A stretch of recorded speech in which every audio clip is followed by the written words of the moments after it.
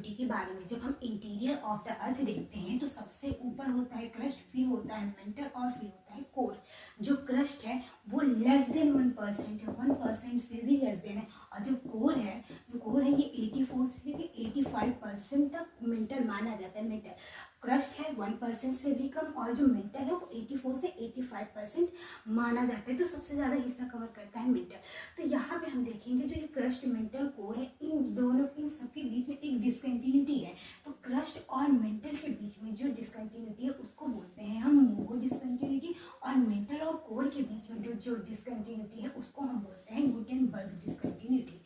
ठीक है, तो अब हम सबसे पहले समझिए क्रस्ट और मेंटल के बीच में है मोगो, और मेंटल और कोर के बीच में है गुटेनबर्ग।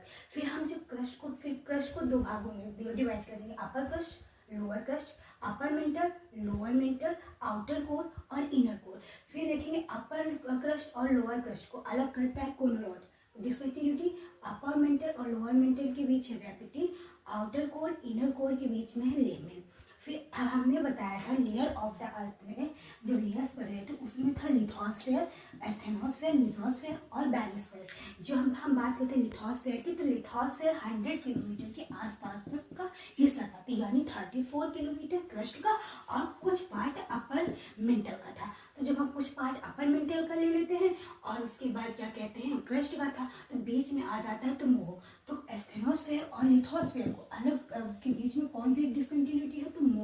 और उसके बाद जब एस्थेनोस्फेयर की बात करते हैं तो एस्थेनोस्फेयर आता था, अपर मेंटल का हिस्सा था, तो अपर मेंटल का एस्थेनोस्फेयर, और उसके बाद मेसोस्फेयर था हमारा ये लोअर मेंटल। तो अपर मेंटल और लोअर मेंटल के बीच में रेप्टियर है, यानी एस्थेनोस्फेयर और मेसोस्फेयर के बीच में हमारा रेप्टियर है। और उसके बाद बात करते हैं मेसोस्फेयर और बैरिस्फेयर। मेसोस्फेयर ये हमारा था लोअर मेंटल, और बैरिस्फेयर हमारा कोर था, आउटर कोर और इनर कोर यही मिला के बैरिस्फेयर था। तो लोअर मेंटल और बैरिस्फेयर के बीच में आता है हमारा आता है गुटेनबर्ग।